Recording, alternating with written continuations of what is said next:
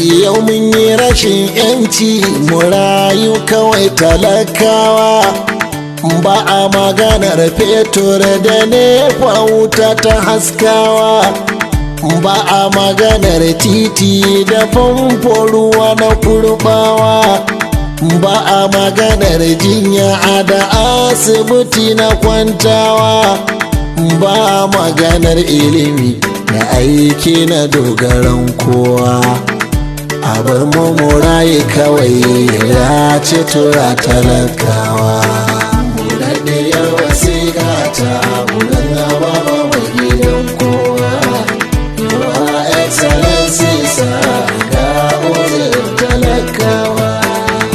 Ina da tijanmu da mun ka baiwa ƙuri'o'i, ina da wakilanmu da mun ka baiwa ƙuri'o'i, ina gwamnoninmu yau fa muke cikin sa'i, muna sa'in wahala kamar bayi da ke sa'iya, suna bisa kan hanya da babu ruwa na shamayi, suna sa'in tafiya a ana doka da korawa.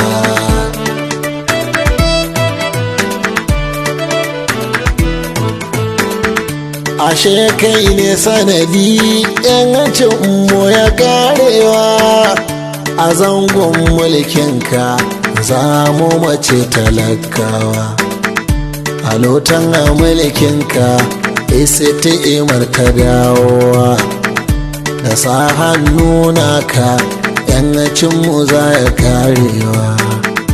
Ashe karshen zaɓe namu akan ka ya zuwa, saboda rashin yanci adalcin mamulkawa.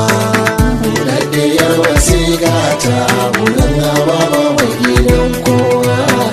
Your Excellency sa ga ozin talakawa.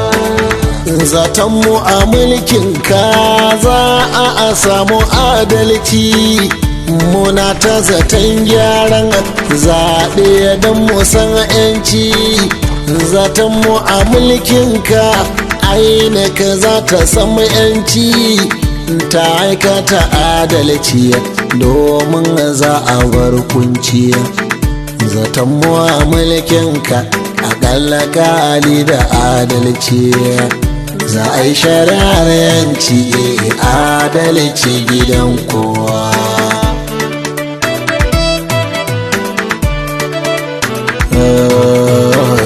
Ashe ko a zangonka za mu rashi na yancinmu, ashe wannan mulki ne ƙarshen mutuncinmu, ashe da ba za ta ka za a ƙara rayuwa, da ƙarfin ikonka a ba shi hana a karewa.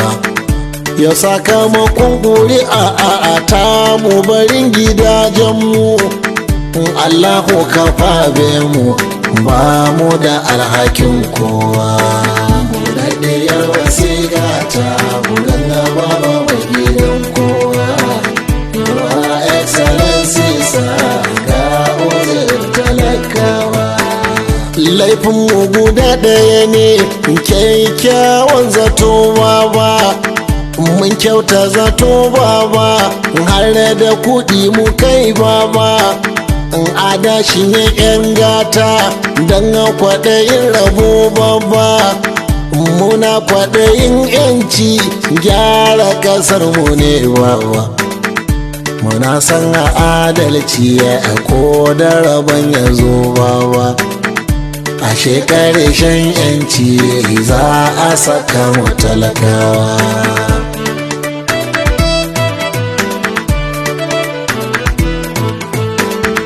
To ba mu da ƙarfi, mu ƙarfi na wajen Allah, mu ba mu da gata, mu gata ana wajen Allah, mu ba mu da kokonto sa'a kai a gurin Allah.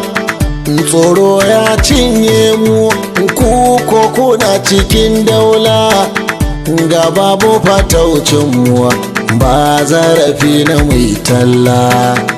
laifin mu kawai ƙura a da mu kawai talakawa.